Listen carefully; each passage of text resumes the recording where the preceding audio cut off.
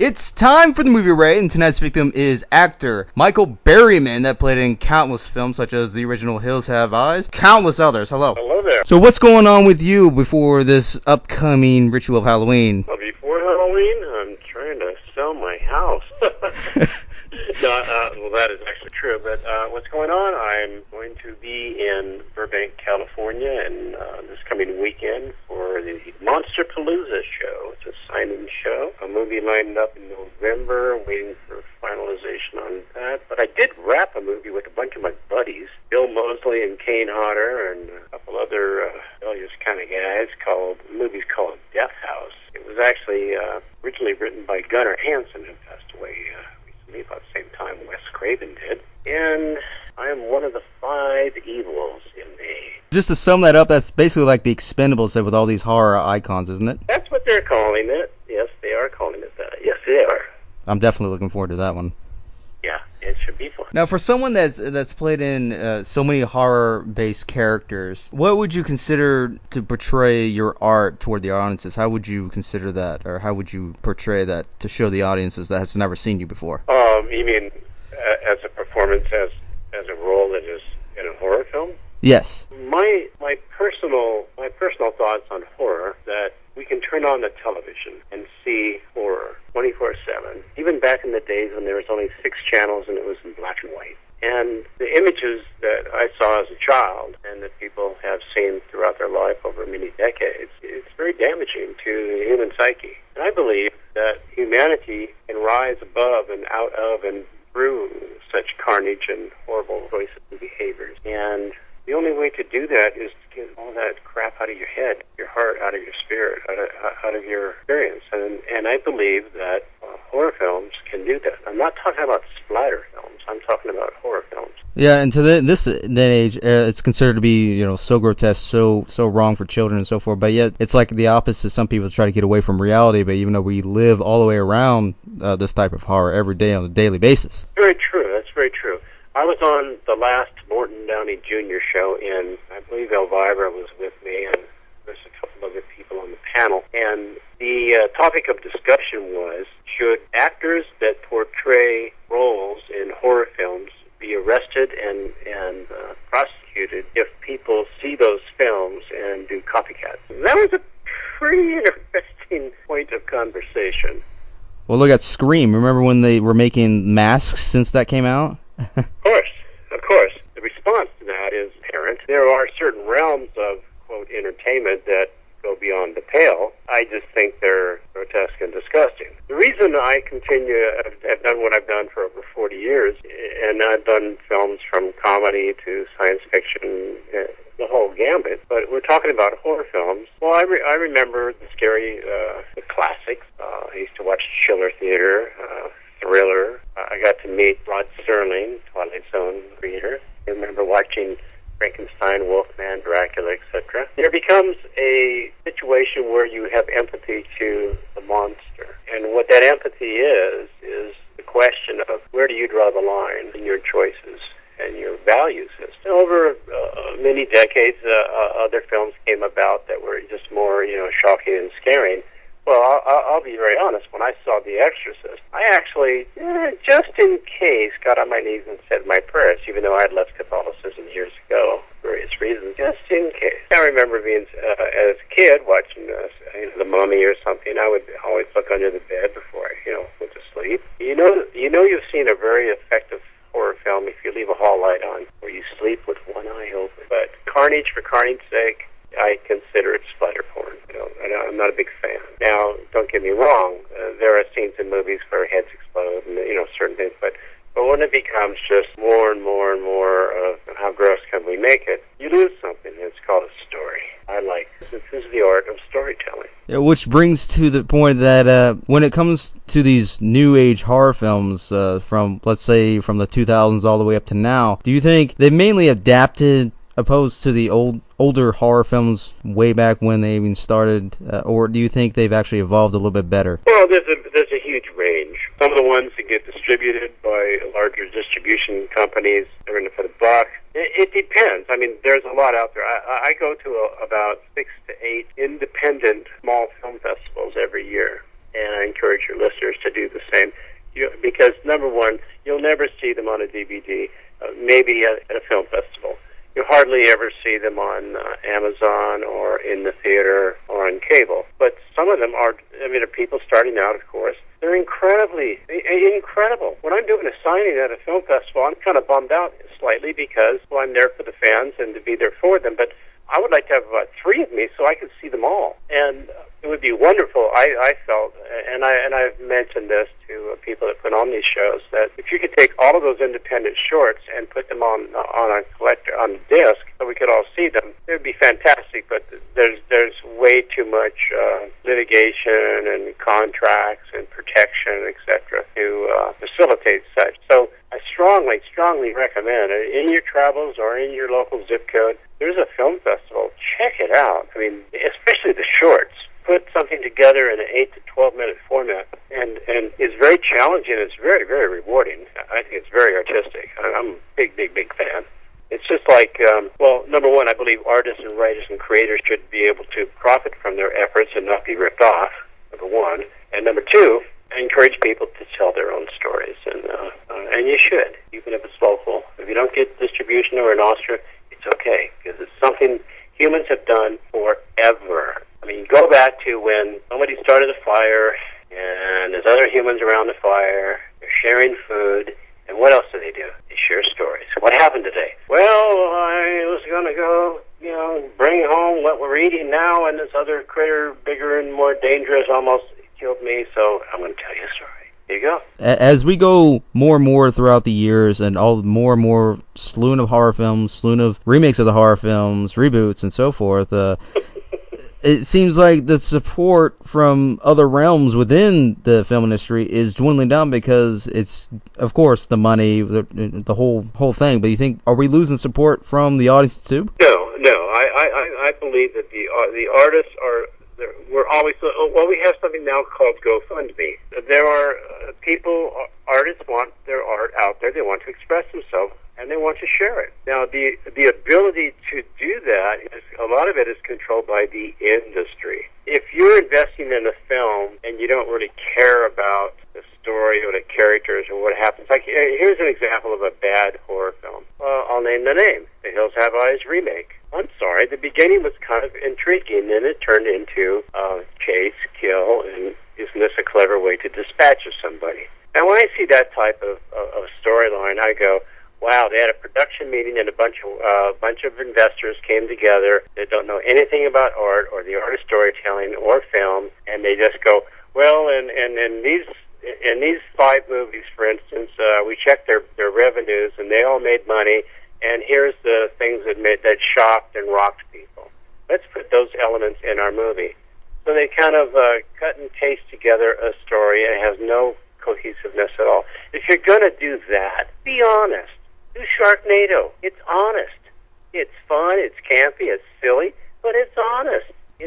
I thought that after in the Hills Have Eyes remake, the opening I thought was very intriguing. Really kept my interest. The atomic test site, etc. Pretty darn cool. I'm sorry, but when the weekend warriors were coming out of the tunnel and the cave, there was that metal thing with the spikies. You could see it was CGI'd, and it just turned into chase kill and got really stupid. I actually walked out of the screen. I said, "This is just ridiculous." And then when you have way too much blood and splatter, and if you're going to do that, then do it campy. Do it with some humor, like I want to say Freak Show.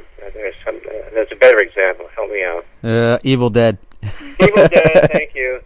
And by the way, in Evil Dead, there's a Hills Have Eyes poster of with me, Pluto, in the cabin on the wall. And when we did the Hills Have Eyes original in the trailer, what did we have a picture of after I supposedly tried to rape Susan Lanier, Brenda? Jaws. Those are directors getting their start and paying homage to one another.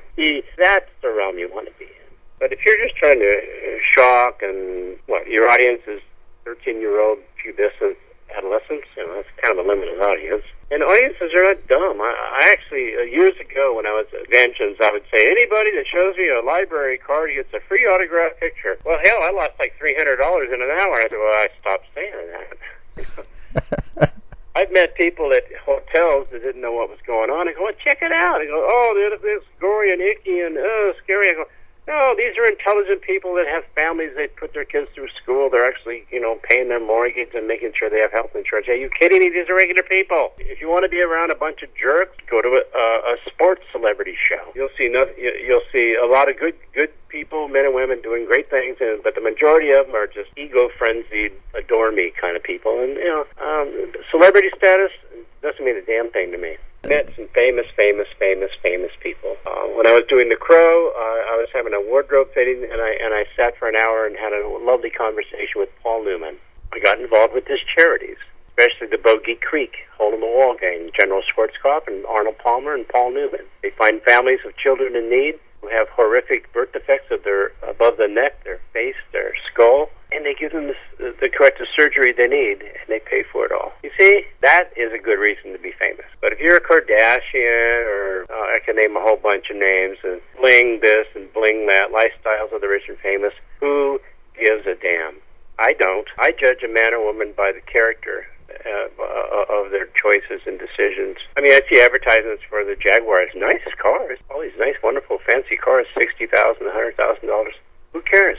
You can only do legally 70 miles an hour. It's ego. It's called salesmanship. And when you put them into other films, it becomes senseless because, okay, well, yeah, this person is a good actor and all these other films, but it's not really necessary to put him in every single film that may not cater to the role that he plays or he or she plays. That's very true, and I know everyone in my family of horror stars, for instance, and sometimes we actually take a shitty role because we have bills to pay. We're real people. Imagine that. But golly gee whiz. And some people refuse, or not really refuse, but some people kind of stay away from the big companies because it seems the further you go through these big companies, the worse things you're going to get into, especially if you're just now getting into these companies. It seems that they take advantage of them and just throw them wherever, and you basically didn't prepare or actually even look into it. Oh, well, there you go.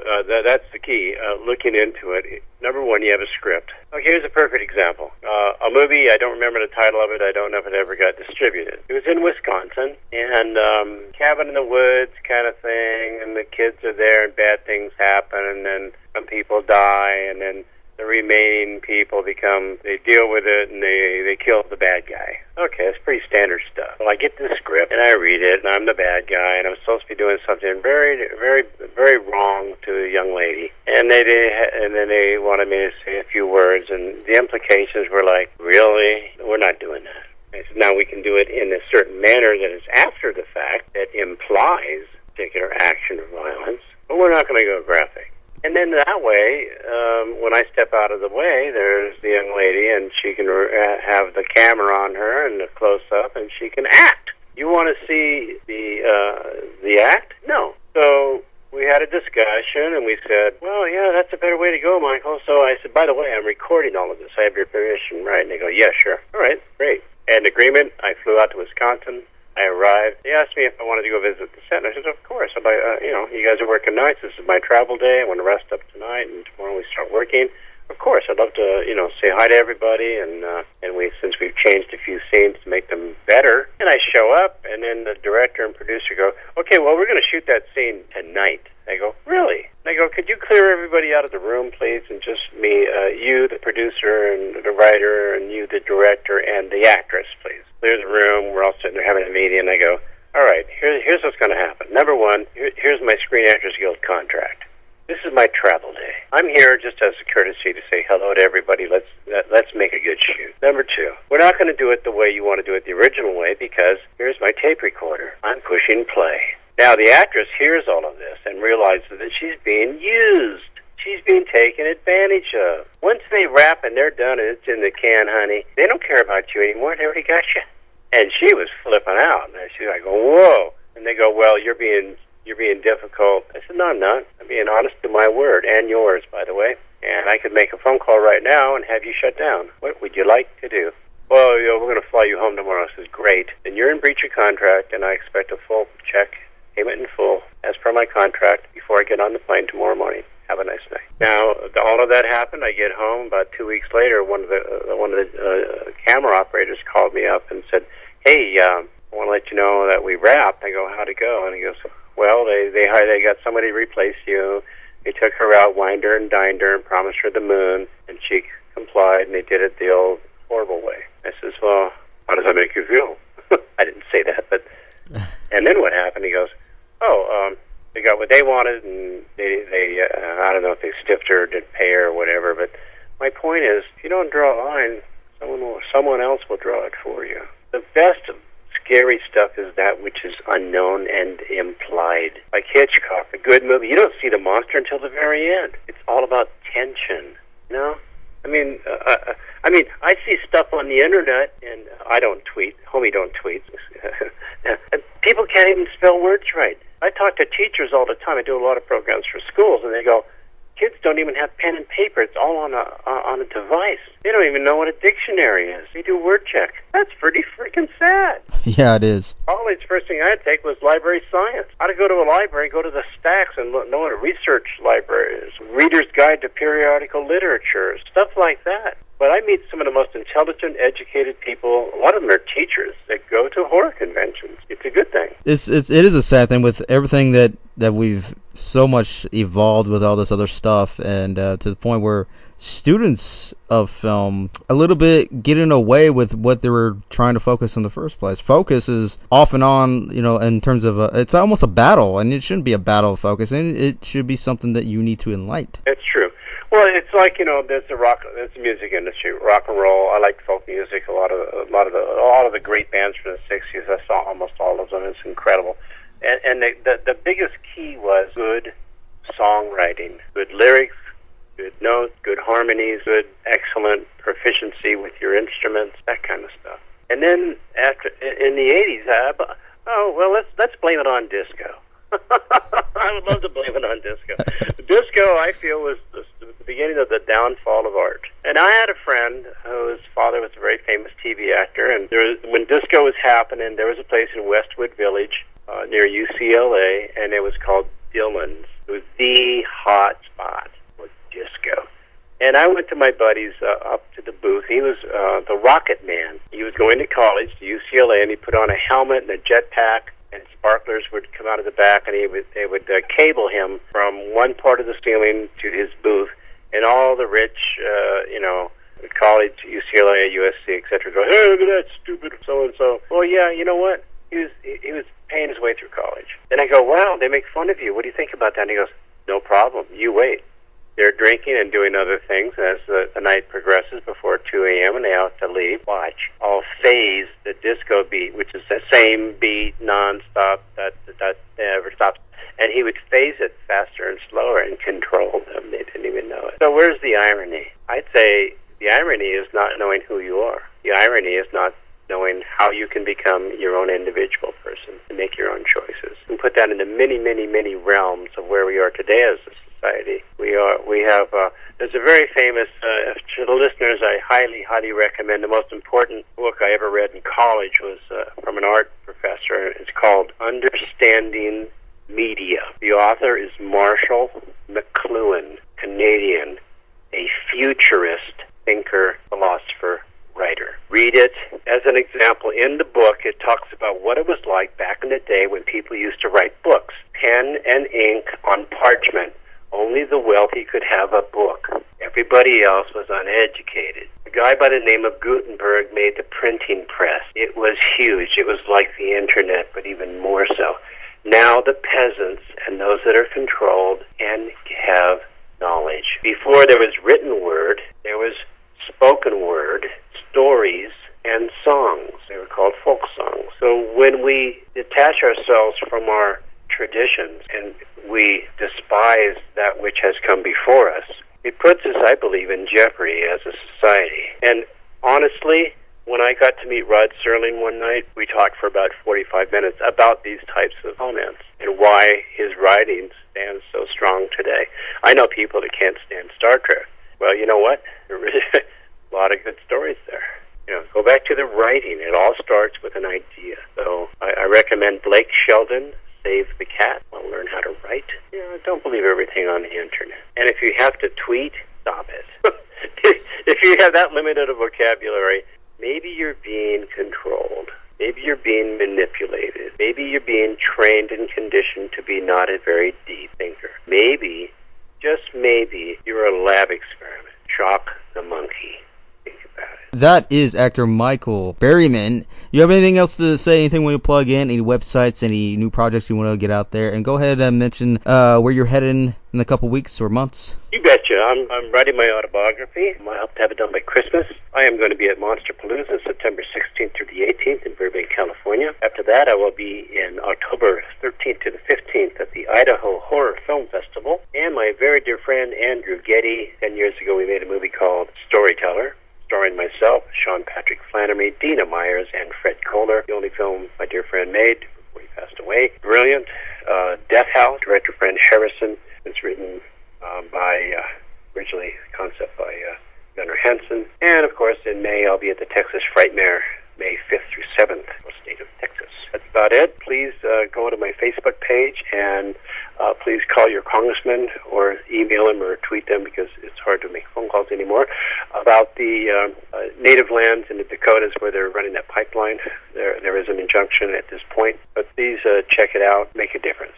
So I wish you all the best. Tomorrow's the next best day of your life. Make a difference and be kind to one another.